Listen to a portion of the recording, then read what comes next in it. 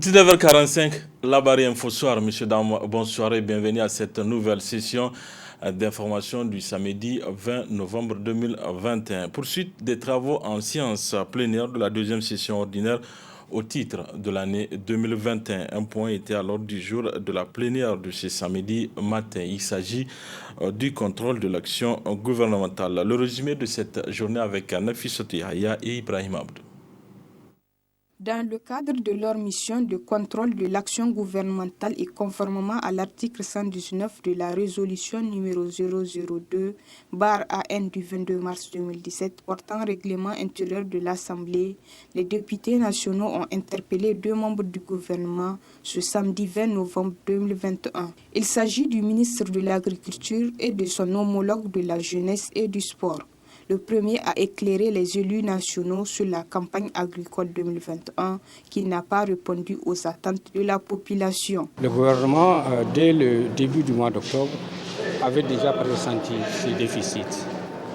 Et mon département ministériel avait fait une communication au Conseil pour tirer sur la sonnette d'alarme, comme quoi que la campagne risque d'être très déficitaire. À l'issue de cette communication, le gouvernement a décidé d'envoyer automatiquement des missions ministérielles de préévaluation à l'intérieur qui ont fait leur travail et qui ont confirmé le caractère hautement déficitaire de cette campagne-là. À l'issue de cette confirmation, il a été envisagé l'élaboration d'un programme d'urgence par le gouvernement. Et ce programme d'urgence est en finition actuellement. Il comprend entre autres volets le volet culture irriguée. Et ce volet culture irriguée a reçu une dotation initiale de 11 milliards environ de francs CFA pour pouvoir démarrer rapidement les cultures irriguées à travers les acquisitions de semences, d'engrais, de pesticides, de fonçage des mini-forages et d'encadrement des populations. Le second, quant à lui, a répondu aux questions des députés sur le Conseil national de la jeunesse, dont son président est en dépassement de mandat. Le renouvellement de cette structure n'est pas de la responsabilité même du CNJ. C'est une responsabilité qui incombe au ministère, parce qu'en 2019, leur mandat était terminé. Il serait important au ministère, il était de la responsabilité du ministère de renouveler cela. Pour d'autres raisons, le ministère n'a pas pu faire ce renouvellement-là. Et ce qui a conduit cette équipe à continuer dans ce sens-là. Mais d'ores et déjà, quand on était venu, nous avons regardé les textes. Mais j'ai dit, à travers même les textes, il y a des insuffisances. Donc il faut corriger ces insuffisances-là. Donc c'est ce qui a fait en sorte que nous avons mis un peu de temps pour le renouvellement. Mais comme j'ai eu l'habitude de dire dans l'hémicycle, nous allons procéder au renouvellement au courant 2022. Mais maintenant, il faut corriger ces textes-là, les soumettre, parce que ce n'est pas un arrêté, c'est un décret qui a fait que le Conseil national de la jeunesse. Il faut soumettre cela au gouvernement pour qu'un décret soit pris pour les modifications de ces textes, afin de nous permettre de vraiment mettre un bureau qui va vraiment refléter la composante de toute la jeunesse nigérienne. Parce que si on fait le cas aujourd'hui, comme je l'ai dit, la jeunesse, que c'est le type de jeunesse que nous produisons n'est pas productif pour notre pays. Il faut que cette jeunesse soit représentée dans toutes ses composantes. Cette plénière a été l'occasion pour la Commission des Affaires étrangères et de la coopération de déposer son rapport de travail sur le projet de loi autorisant la ratification de l'accord de financement signé entre la République du Niger et l'Association internationale de développement AID pour le financement du projet régional d'accès à l'électricité et à la technologie de stockage d'énergie par bateau. Clôture ces jours des travaux entrant dans le cadre de la semaine de la petite irrigation. Le ministre de l'Agriculture, Dr Alam Beji Abba Issa, a tenu à féliciter les participants pour le travail abattu durant les 3 jours qui ont duré le séminaire. On l'écoute. Cette première édition de la semaine de la petite irrigation a été un véritable succès. Et le fait de regrouper tous ces acteurs en un seul endroit pour leur parler de cette stratégie a été un aspect très important. Le second point, c'est la richesse de la production documentaire. C'est pour la première fois que j'ai vu beaucoup de vos documents. en circulation. Et surtout celui de la richesse du potentiel en eau irrigable. Mais quand j'ai jeté un coup d'œil, j'ai remarqué que le Dalol Bosso offre 4 fois plus de potentialité que le fleuve Niger en matière d'irrigation. Puisque vous avez une importante quantité d'eau à moins de 15 mètres dans le sous-sol. C'est important et je suggère en passant que ces documents soient mis en ligne sur votre site. Il faut faire vivre le site. Le troisième aspect, c'est toutes les expositions que nous avons eues. Vraiment, c'est formidable. J'ai vu beaucoup de techniciens s'émerveiller devant des techniques qui sont là et des matériels d'exor, de pompage, etc., qui étaient peu connus. Ça, c'est l'aspect moyen d'exor qui aujourd'hui s'appuie sur pratiquement l'énergie renouvelable, qu'est le soleil. C'est le moment pour nous d'exploiter une ressource naturelle qui nous fait payer de l'argent pour se refroidir, alors que cette ressource peut produire le froid. C'est assez important. Au-delà du froid, nous avons de l'eau que nous pouvons puiser aisément avec ces ressources. Donc je crois que ça a été un aspect important en matière de petite irrigation. Et le dernier point, c'est vraiment le domaine de l'agro-industrie. Vous avez vu avec toutes ces femmes qui transforment les productions pour mettre à la disposition des consommateurs. Et effectivement, l'étape suivante, ça sera normalement le marketing, faire accepter ces produits par les consommateurs afin que la consommation s'élargisse et en conséquence la demande s'agrandisse et que ces bonnes dames produisent plus. Vous avez déjà la carte des ressources et donc vous savez là où vous devez encourager.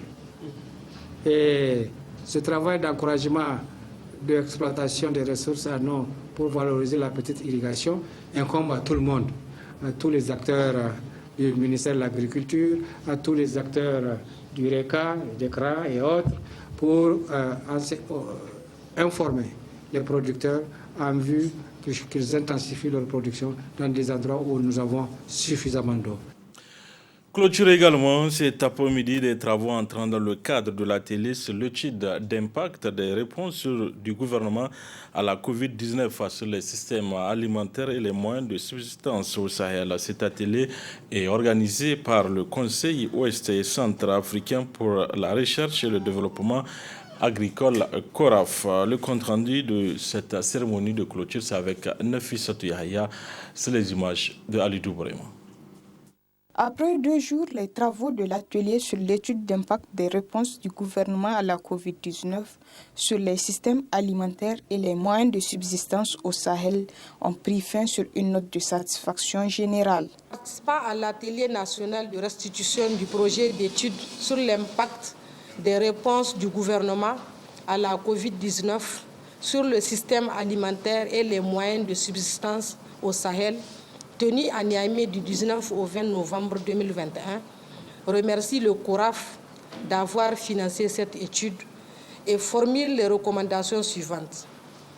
Mettre les moyens nécessaires permettant d'étendre les prochaines études similaires à l'ensemble des régions du pays. En clôturant ces assises, le directeur général de l'Institut national de la recherche agricole INRA a rappelé que la gestion de la pandémie du Covid-19 nécessite l'implication des uns et des autres. Comme vous le savez, la gestion de cette pandémie du Covid-19 nous interpelle tous. Les conclusions et recommandations issus de cet atelier viennent encore en contribution à une meilleure prise en compte des actions déjà menées par le gouvernement du Niger pour éradiquer et atténuer les souffrances de nos populations dans le domaine de la sécurité alimentaire et nutritionnelle. Mes remerciements vont également à l'endroit du Centre de recherche et développement international CRDI qui a financé cet atelier à travers la CEDEAO et le CORAF. Pour rappel, cet atelier de restitution a été possible grâce à l'appui du Centre de recherche pour le développement international CRDI, celui du Conseil ouest et centrafricain pour la recherche et le développement agricole CORAF et celui de l'Institut national de la recherche agricole INRAN. C'est à travers une réduction de 10% que la compagnie de transfert d'argent Amana Transfer a célébré son premier anniversaire. Ce matin, à son siège, une façon pour cette compagnie de satisfaire encore ses clientèles. Asma Osedou, chez Bougisso. Un an déjà, ça se fête. La compagnie de transfert d'argent Amana a, à l'occasion de son premier anniversaire, décidé de fidéliser ses clients avec une réduction de 10% sur les frais d'envoi de 5 001 à 999 999 francs CFA. Amana est l'une des compagnies qui innove dans le secteur du transfert d'argent pour satisfaire les clients. Nous sommes là depuis le 15 octobre 2020 et à l'occasion de cet anniversaire, nous comptons remercier nos clients et toute la population à travers une promotion que nous organisons en faisant une réduction de 10% sur les frais d'envoi de tout client qui fait un envoi compris entre 5 001 francs et 999 999 000, il va bénéficier d'une remise de 10% à son 5e envoi qui lui fait le rappel en réalité de tous les envois qu'il a eu à effectuer chez nous. Amana Transfert d'argent, lors de votre 5e envoi, va regarder tous les envois que vous avez à effectuer chez nous et on vous fait une réduction de 10% de tous les frais d'envoi que vous avez en réalité payé chez nous. C'est pourquoi une ligne de communication reste ouverte à tous ses clients. Nous sommes la première société de transfert d'argent à lancer une application de transfert. Ça, c'est pour montrer que nous avons comme une idée principale ou comme projet l'innovation. Pour nous, l'innovation, c'est une des choses les plus importantes dans le secteur de transfert d'argent. Et nous comptons encore innover davantage. Bientôt, dans les semaines à venir, vous allez en réalité voir des nouveaux services et de nouvelles offres que nous allons lancer. Et à travers cela, nous comptons en réalité faire en sorte que les clients se sentent beaucoup plus à l'aise, beaucoup plus confortables dans le transfert d'argent. Nous sommes aujourd'hui la première société de transfert d'argent qui encourage les clients en réalité à faire en sorte qu'ils nous remontent les difficultés auxquelles ils sont confrontés lors des prises en charge dans nos agences. Vous n'êtes pas sans savoir, peut-être que vous l'avez remarqué, dans toutes nos agences, nous avons fait des affiches pour encourager le client, en cas de mauvaise prise en charge, de nous appeler directement. Ce numéro est rattaché directement à la direction générale de Amana Transfert. Pour rappel, cette promotion de Amana Transfert d'argent durera 6 mois et renouvelable.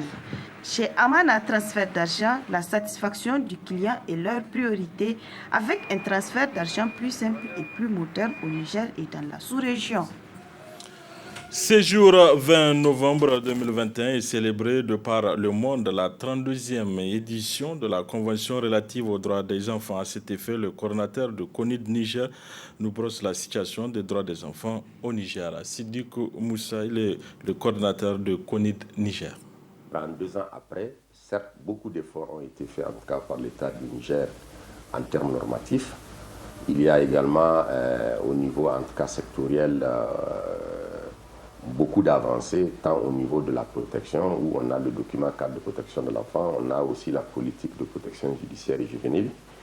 Aujourd'hui, quand un enfant est en contact avec la justice, il a en tout cas en face de lui un juge spécialisé, chargé des mineurs, tout comme au niveau de la police et de la gendarmerie. Aujourd'hui, nous avons des brigades des mineurs qui protègent les femmes et les enfants. Ça, ce sont des avancées. Mais il y a eu également des mesures administratives qui ont été prises, notamment le décret 2017 qui soutient et accompagne la jeune fille dans le système éducatif jusqu'à l'âge de 16 ans. Il y a eu également le décret 2019 et son arrêté d'application pour la mise en place des comités de protection. Parce qu'il faut quand même le rappeler, Le Niger ne peut pas se permettre le luxe au vu de notre immensité en termes territoriaux, plus d'1 200 000 km², avec peu de ressources. Il est difficile que dans chaque village, dans chaque tribu, dans chaque commune, dans chaque département, que les différents ministères puissent avoir des répondants. Et c'est pourquoi le Niger a opté pour une approche de la protection à base communautaire. Et à la date d'aujourd'hui, il y a plus de 1300 comités de protection qui ont été mis en place et qui jouent en tout cas un rôle de mobilisation communautaire, mais également de gestion des cas, des abus et des violences, et qui gèrent également les cas au niveau local, avec en tout cas une pluridisciplinarité des acteurs, notamment quand je prends au niveau des régions. Vous avez le gouverneur qui est le président, vous avez le conseil régional qui est également membre, vous avez la société civile, vous avez la justice, vous avez la police, vous avez les chefs traditionnels. Donc, quand il y a des cas, il y a des mécanismes au niveau local pour gérer ces cas, notamment les cas de mariage d'enfants. Et aussi, ça nous permet d'avoir aussi des données en termes statistiques beaucoup plus fiables. Ça, ce sont en tout cas des avancées. Et la toute dernière, c'est l'engagement personnel du président de la République pour un peu mettre à l'abri les jeunes filles de certaines pratiques néfastes, la construction donc des internats. Nous pensons que ça, ce sont des avancées. Mais ces avancées ne doivent pas cacher quand même un certain nombre de défis. Aujourd'hui, aux anciens défis que nous connaissons, notamment les défis liés aux pratiques néfastes, notamment les mutilations génitales féminines, même si elles sont en régression dans notre pays, il y a quand même la question du mariage des enfants qui est quand même une question brûlante. 3 filles sur 4 se marient au Niger avant d'avoir 18 ans. Vous avez la région de Maradi, suivi de la région de Zander et d'Ifa qui sont champions sur ces thématiques-là avec des taux qui frôlent les 89%, les 87% et les 82%. Cela n'est pas acceptable au XXIe siècle où on prend l'égalité des chances et du genre. Et nous pensons qu'on doit donner aux filles cette opportunité-là d'être des actrices de développement, des actrices économiques, d'être également des agents du développement au niveau national, au niveau local. Après l'appel lancé par l'ONG Ambas Fisbidlaï sur la situation d'une famille atteinte de la cécité à Dosso, plusieurs bonnes volontés se sont manifestées pour venir en aide à cette famille. Une délégation du ministère de la Santé a également fait le déplacement à Dosso. Notre correspondant depuis Dosso, Abdou Saleh. L'Association nigérienne des bénévoles pour l'assistance sociale et la solidarité Ambas Fisbilila Dosso a publié lundi dernier sur les réseaux sociaux une famille dont les membres sont atteints de cécité. Il s'agit en effet d'une veuve atteinte par la maladie et 4 de ses enfants, dont 3 filles et 1 garçon, devenus tous aveugles. À cette triste liste s'ajoute le cas de ses petits-fils au nombre de 5 qui développent les symptômes de la maladie. Selon le médecin-chef ophtalmologue du CHR d'Osso, il s'agit de glaucome hérité de la grand-mère et qui ne laisserait aucune chance aux enfants qui deviendront aveugles à leur tour. Une situation qui a créé la consternation chez les uns et a suscité la compassion des autres à travers une chaîne de solidarité. C'est ainsi qu'une mission du ministère de la Santé publique et des Affaires sociales a effectué le déplacement sur Dosso le jeudi 18 novembre 2021 afin d'apprécier la situation et soutenir cette famille. En s'adressant à la famille, le gouverneur Al-Bashir Aboubakar, au nom du président de la République, a exprimé sa compassion et la volonté du gouvernement à les accompagner dans cette dure épreuve.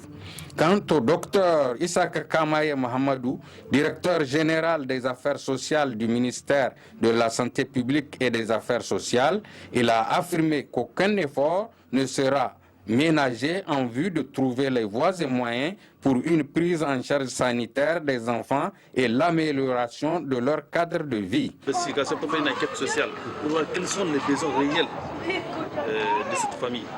Ensuite, là, on peut bel et bien les aider. Et c'est pour cela que nous avons dit, s'il y a des enfants en âge de scolarité qui sont aveugles, on peut les amener au niveau des écoles des aveugles, comme c'est une école internat, pour suivre leur école, pour préparer leur avenir. deuxième aspect, c'est l'aspect médical. C'est voir avec le médecin qui le suit, l'ophtalmologue qui suit, c'est quoi la pathologie. Si c'est une pathologie génétique ou on peut lier à d'autres aspects, là on va voir comment on peut prendre en charge. C'est pour ça qu'actuellement nous avons le dossier de l'enquête sociale qui nous montre le nombre, la taille de la famille, leurs besoins, et nous allons partir à Niamey faire le compte rendu pour atteindre. À l'issue de cette cérémonie, Zad Hassan Badje, président de l'association des bénévoles pour l'assistance sociale et la solidarité Ambas Fisibilillah, s'est confié à notre micro. Merci en tant qu'association ayant déclenché effectivement cette affaire. Aujourd'hui, nous nous réjouissons en tout cas de la présence des autorités au plus haut sommet de l'État. Et leur présence ici témoigne effectivement de la chaîne de solidarité que nous avions bien voulu effectivement créer autour donc, de cette famille qui en a fortement besoin. Il faut le dire que cette famille a longtemps souffert à l'issue effectivement des populations de Dosso. Et effectivement, quand nous les avons approchés, nous avions compris la nécessité effectivement de créer cette chaîne de solidarité et à laquelle effectivement les Nigériens se sont fortement exprimés à travers des donations. Donc c'est vraiment, en tout cas pour nous, un pari gagné. Et effectivement, la présence du directeur général des affaires sociales du ministère de la Santé publique témoigne en tout cas de la volonté effectivement aussi des autorités à accompagner cette famille. Et nous, ce que nous avions visé à travers effectivement les actes que nous avions posés, c'est de créer en fait les conditions pour que les enfants soient pris en charge. Il faut enfin souligner qu'en dehors de cet appui du ministère de la Santé, les Nigériens de toutes les régions se sont fortement illustrés à travers des donations en espèces, en vivres et en nature, dont la mise à leur disposition d'une parcelle de 370 mètres carrés. Voilà, messieurs, dames, c'est tout pour ce 19h45 de la télévision Labari. Merci à vous de l'avoir suivi. Au revoir.